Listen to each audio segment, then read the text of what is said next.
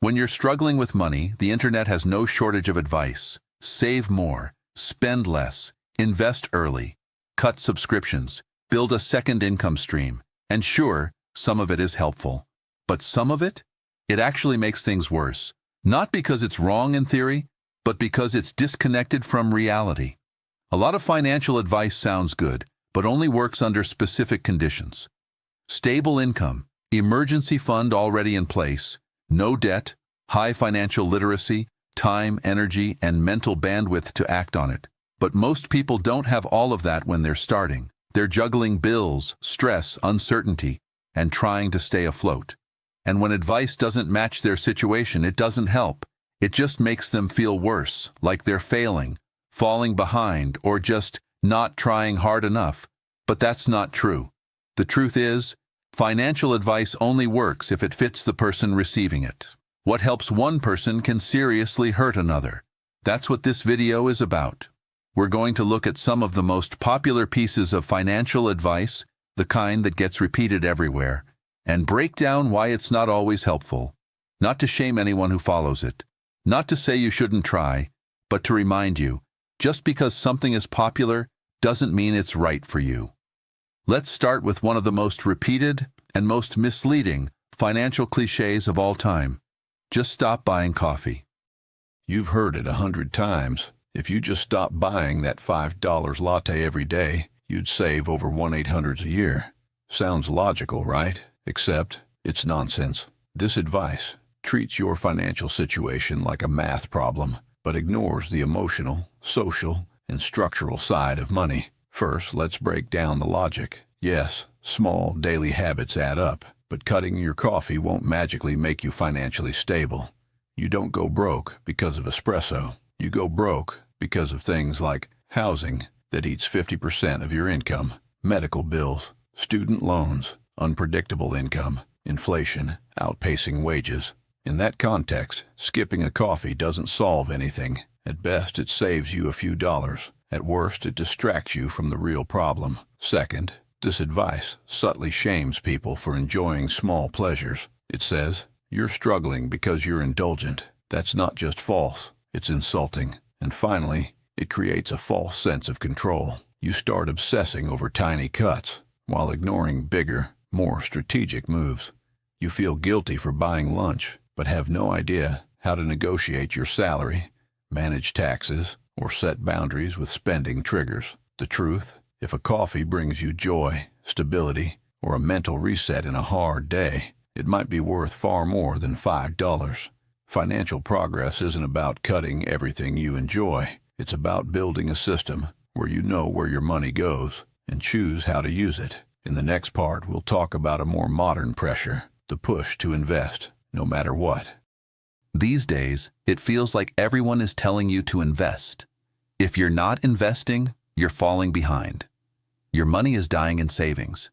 You need to make your money work for you. And sure, investing can be smart. Over time, compound growth is powerful. The earlier you start, the better the math looks.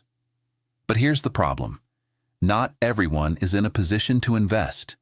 And pushing this advice on people who are drowning in debt, living paycheck to paycheck, or dealing with financial trauma doesn't help. It pressures, it shames, it creates panic. When you hear, you should always be investing, what you feel is, I'm behind. I'm doing it wrong. I'll never catch up. And that emotional weight makes things worse, not better. Because instead of focusing on stabilizing your base, like creating a buffer, clearing high-interest debt, or learning how to budget, you feel forced to jump into markets you don't fully understand. Some even start investing money they can't afford to lose, or skip savings because cash is dead, or feel ashamed for focusing on survival instead of stocks. But here's the truth. Investing is a tool, not a moral obligation. It's something to grow into, not rush into. If you have high-interest debt, unstable income, or zero savings, you're not failing for not investing. You're just being practical. Build the ground before you build the tower. And when you're ready, investing will still be there, but you'll be in a position to do it calmly, wisely, and with confidence. Next, let's break down the hustle culture idea that every dollar must prove its worth or be cut. In hustle culture, there's a popular idea. If it doesn't bring a return, cut it. Every dollar must justify itself. Every habit must produce value. If something isn't helping you earn, grow, or optimize, it's considered waste. Sounds efficient. But in real life, that kind of thinking is exhausting and harmful. Here's why. Not everything in life should be judged by ROI. You're not a business, you're a person. Yes, some expenses don't make money, but they support the person who does. The yoga class that clears your head, the art supplies you use once a month, the playlist subscription that helps you focus, the random flowers you bought just because they made you feel better. These might not return dollars, but they return peace, joy, mental clarity. And that is a form of return. The danger of cut everything thinking is that it confuses productivity with value. It teaches you to see your entire life through a lens of output. And that's a fast road to burnout. Also, this mindset often leads to temporary discipline followed by emotional backlash. You cut too hard, feel deprived, and then swing back with overspending or resentment. Sustainability matters more than short-term efficiency. Of course, not all spending is sacred. It's good to question your patterns. But don't let someone else's definition of useful erase what genuinely nourishes you. If something brings you peace, connection, or energy, it's valid. And in a system that wants you to burn out, rest and joy are resistance. Next up, the advice that seems spiritual but often backfires. Money is just a mindset. This one shows up a lot in self-help spaces. Money is just energy. Abundance is a mindset. You're broke because you think like a broke person. It sounds empowering, and sometimes it is. Mindset does matter, but when taken too far, this advice becomes toxic. It tells people struggling with real financial problems that their thoughts are the root cause, that if they just aligned their vibration or repeated the right affirmations, things would change. And when nothing changes, they blame themselves even more. Here's the truth. Yes, beliefs shape behavior. If you constantly tell yourself you're bad with money, you'll probably avoid it. If you believe you're doomed, you won't take action.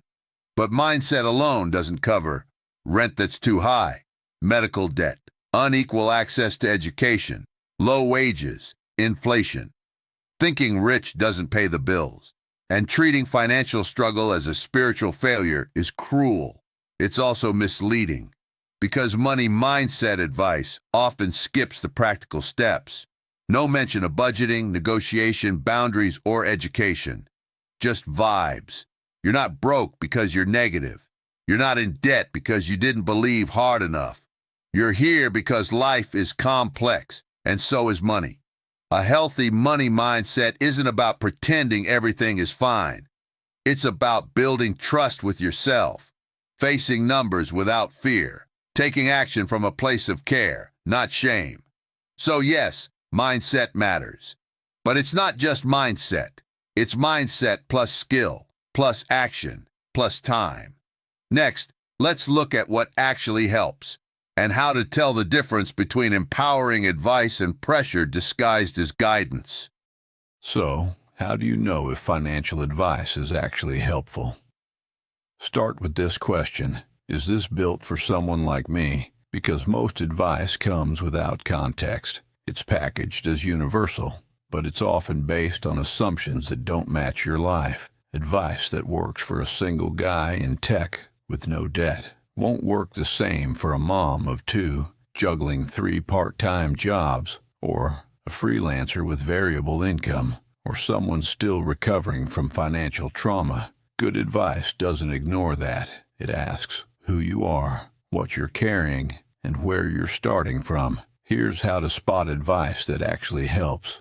It makes room for small, imperfect steps. It respects your current income and emotional bandwidth. It doesn't rely on shame, urgency, or guilt. It encourages flexibility, not rigidity. It offers strategy, not just slogans. If advice makes you feel panicked, overwhelmed, or like you've already failed, pause. That's a red flag. Real help feels like, here's a small thing you could try. Here's how to adapt this to your life. Here's how I handled this. Maybe it'll work for you too. It's collaborative, not hierarchical. It meets you where you are, not where the guru wants you to be.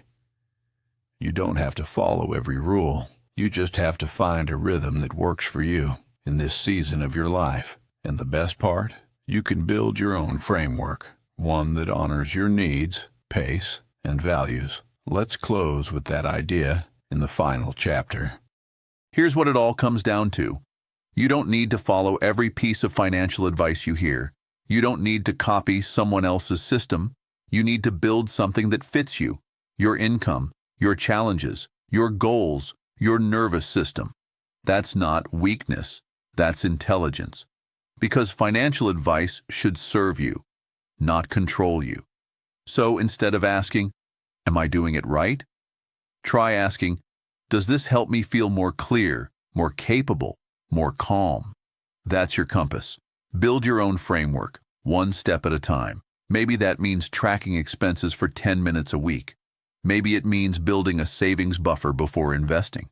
Maybe it means letting yourself keep the damn coffee and because it brings you peace. You're allowed to move slow. You're allowed to customize. You're allowed to say, "This doesn't work for me." The loudest voice isn't always the wisest. The trendiest tip isn't always the truest. And the one rule everyone should follow, it might not be for you. You don't need more pressure, you need more clarity. And clarity starts when you stop trying to do everything right and start doing what feels real. Thanks for being here.